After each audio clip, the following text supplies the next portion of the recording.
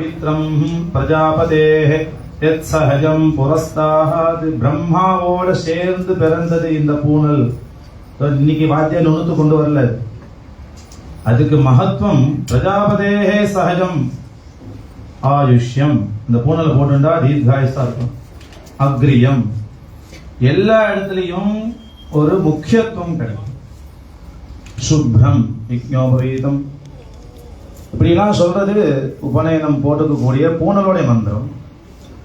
ஸ்ரீ காஞ்சி மகாபரிவா என்ன சொல்றா, தைரியத்தின் குரல்ல சொல்ற, பூனல் எதுக்கு போடணும் அப்படின்னு. இப்போ நாம எல்லாம் சாப்பிட்றதுக்கு முன்னாடி பரிசேச்சனம்னு ஒண்ணு பண்ணி சாப்பிடுவோம். கீழே உட்கார்ந்து சாப்பிட்றவாளுக்கு சொல்றோம், இலை போட்டு பரமாறி ஆத்துக்காரி தீர்த்தம் போட்டு இப்படிதான் நித்தியம் நாம சாப்பிடணும். அப்படி சாப்பிடும் போது பரிசேச்சனம் ஒண்ணு பண்றோம் இல்லையா, அந்த பரிசேச்சனம் தான் இந்த பூனல். பரிசேச்சனம் பண்ணிட்டு அப்புறம் எல்லாம் சாப்பிடணும். எல்லாரும் என்ன பண்றோமா, அந்த தட்டை அந்த இலையே பார்த்துட்டு இருக்கோமா, சாப்பிடவே இல்லையா. ஒரு ஊர்ல கோவிலே இல்ல, கோவில் இல்லாத ஊர்ல ஒரு 10 கோடி ரூபாய்க்கு பிரம்மாண்டமான கோவில் கட்டி மறுநாள் இருந்து அந்த கோவில்ல பூஜையே பண்ணலைன்னா அந்த 10 கோடி ரூபாய் வேஸ்ட் தான். அது போல இந்த பூனல் என்பது வேதம் படிப்பதற்காக போடுவது. இப்போ அவர் சங்கல்பம் தான் பண்ணினார், என் குழந்தைக்கு வேதம் படிப்பதற்காக பூனல் போடுகிறேன் சங்கல்பம் பண்ணிட்டு அட்வான்ஸா எல்லாம் கொடுத்தாச்சு. நம்ம கான்வென்ட்ல விட்டுடுறோம். நாமெல்லாம் நினைச்சிட்டு இருக்கோம் வேதம் என்பது ஏதோ வாத்தியா சாஸ்திரிகள் படிக்க வேண்டிய வித்யை. நாமெல்லாம் மாடர்ன் எஜுகேஷன்ல பெரிய ஸ்காலரா வரணும்னு அவசியம் படிக்கணும். ஆனா பிரம்ம வித்யின்னு சொல்லக்கூடிய வேதத்தை அத்தியனம் பண்ணணும். எல்லாரும் இலையே பார்த்துட்டு இருக்கா, யாரும் சாப்பிடவே மாட்டேங்கிறாருங்கிற மகாபிரிவா. வேதமான அமிர்தத்தை சாப்பிடுவதற்கான என்ட்ரன்ஸ் எக்ஸாம் இந்த பூனல். உபநயனம் என்றால், உப என்றால் சமீபே, குரு சமீபே நயனம், அழைத்து செல்லுது. அப்போ ஒரு குரு குலத்துக்கு அழைத்து போகணும் என்ற அர்த்தம் இந்த பூனலுக்கு பேரு. உபநயனம், உபநயனம்னா என்ன அர்த்தம், குரு சமீபே அழைச்சுன்னு போறோம்னு சொல்லணும். எந்த வித்யா இருந்தாலும் நம்மளுடைய தர்மசாஸ்திரங்கள் சொல்றது மாதா பிதா குரு தெய்வம். குருவை அப்படி வச்சிருக்கான். அப்போ உத்தமமான சம்ஸ்காரம் உபநயனம். அதுல விசேஷமாக காயத்ரி பிரம்மோபதேசம். பிரம்மோபதேசம் பண்ணி இந்த குழந்தைக்கு பெரிய மேதாசக்தி வருது, தேஜஸ் வருது, அழகா வருது. மகாவிஷ்ணுவா இருந்தாலும் யஜ்ஞோபவீதம் தரிச்சு பிராமண குலத்துல ரூபத்துல வந்து வாமனாவதாரமா பிரகாசிச்சார் அப்படின்னு ரொம்ப அழகா சொன்னார் வெங்கடாஜலமா. ஏனென்றால் அந்த ரூபத்துக்கே சக்தி உண்டு.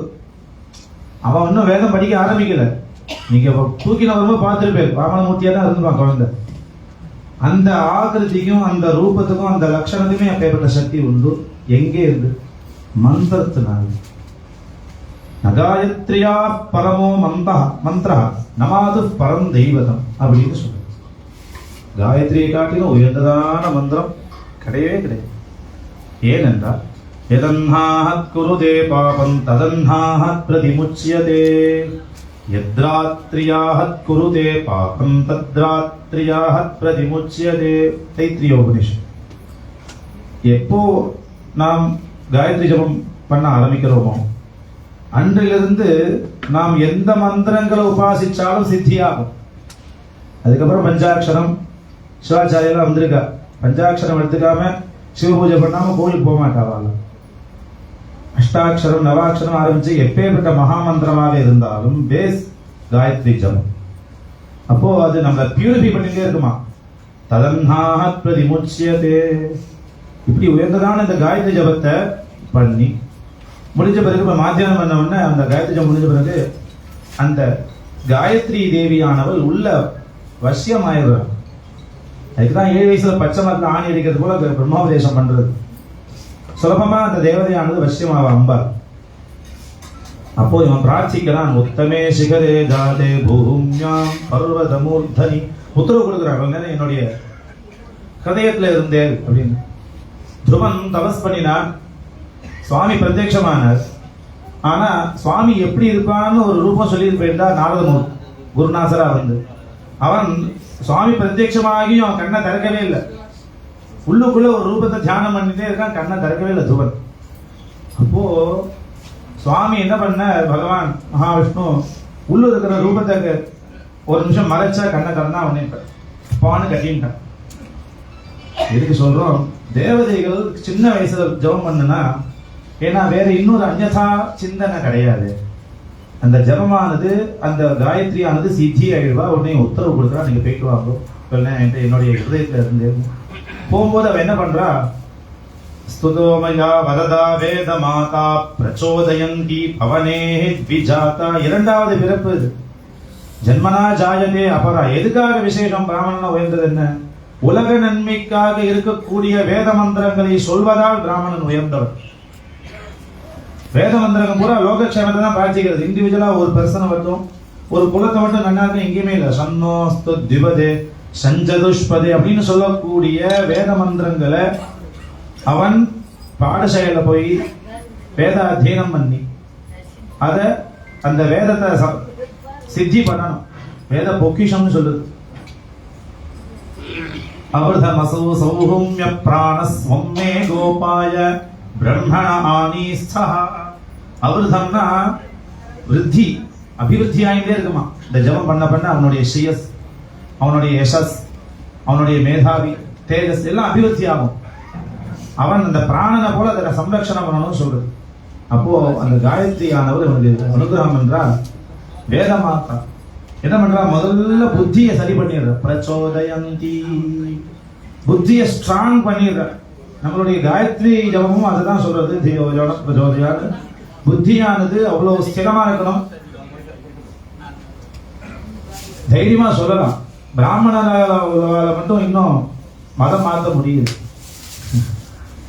ஏன்னா அவ புத்தி ஸ்ட்ராங்கா இருக்கிறதுனால. அப்போ பிரச்சோதயந்தி, நம்மளுடைய மனசையும் புத்தியும் கண்ட்ரோல் பண்ணிட்டே இருக்குமா காயத்ரி ஜபம். ஒரு அம்மாவை தானே பிரார்த்தனை பண்ணுவா, குழந்தை பிறந்தவங்க என் குழந்தைக்கு நல்ல புத்தி வரட்டும் தான் பிரார்த்தனை. அதுதான் காயத்ரியும் கொடுக்குறது. அப்பா அம்மா வச்சு தெய்வமா வச்சு காப்பாற்றணும்.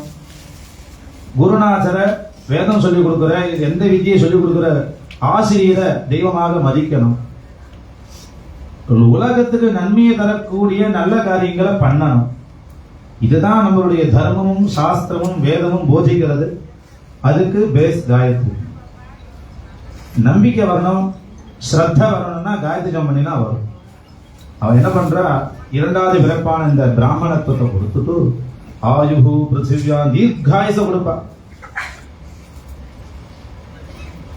திரவிணம் பிரம்மவர்ச்சசம், வேண்டிய இகலோகத்துக்கு வேண்டிய அத்தனை சௌக்கியம், காலத்துல உத்தியோகம் கிடைக்கும், கல்யாணம் ஆகும், குழந்தை எத்தனை காயத்ரி ஜபத்தினால. நிறைய புரட்சி பண்ணிட்டு இருக்க சர்மா சாஸ்திரி. இது மாதிரி சாஸ்திர காயத்ரி பண்ண வைக்கிறது, பஞ்சாயத்தன பூஜை பண்ணி வைக்கிறது, நீ ஆரம்பிச்சு பண்ணிட்டு இருக்க. அவளும் இந்த புனையத்தை நடத்தி வைக்கிற ஆத்து வாத்தியார் கண்ணன் சாஸ்திரிகள், அவர் பாலாஜி வாத்தியார் வந்திருக்க. அவர் நிறைய நித்தியம் அன்னதானம் பண்ணிட்டு இருக்கு. நித்திய அன்னதானம் கிட்டத்தட்ட ஒரு 3-4 வருஷமா நடக்குது. இப்போ திரவிணம் வேண்டுமே, வேண்டிய நல்ல ஒரு படிப்பு, நல்ல உத்தியோகம், மக்கியம் தத்வா பிரஜாதம், கல்யாணம் ஆனவனே குழந்தை, கடைசியில் பிரம்மலோக பரியந்தம் இந்த காயத்ரி ஜபம் பண்றோமே, அதுக்கு தான் அபிவிருத்த சக்தி. அதுக்கு தான் அந்த குழந்தைய வாமனமூர்த்தியா இருக்கிறனால சுமங்கலிகளா உள்ளவெல்லாம் ஆத்துல இருந்து அக்ஷதையை எடுத்துன்னு வந்து அந்த அக்ஷதையை அந்த குழந்தையோட மடியில தட்டுல போட்டோம்னா அவ திருப்பி நமக்கு போடுவோம் 2 அக்ஷதை மீதி. அது குங்கானு குங்கமா நம்ம கிரகத்துல கொண்டு போய் அக்ஷயமா அபிவிருத்தியாகும். எப்படி ஆதிசங்கர் அனுகிரகம் பண்ணாரோ கனகதாரம் கூட அபிவிருத்தியா. அதுக்குதான் இந்த சமயத்துல இந்த உபநயனத்துக்கு எல்லாரும் வந்து இந்த தரிசனம் பண்ணி பந்துக்கள் ஆசீர்வாதத்தினாலையும் குருநாதர் ஆசீர்வாதத்தினாலையும் இந்த குழந்தை பிதர்பக்தியோட, மாதృபக்தியோட, குரு பக்தி, தேசபக்தியோட ஐடியலாக இருந்து நம்மளுடைய பிராமண தர்மத்தை காப்பாற்றணும் பிரார்த்திக்கிறோம். நம பார்வதி பதயே. 11:25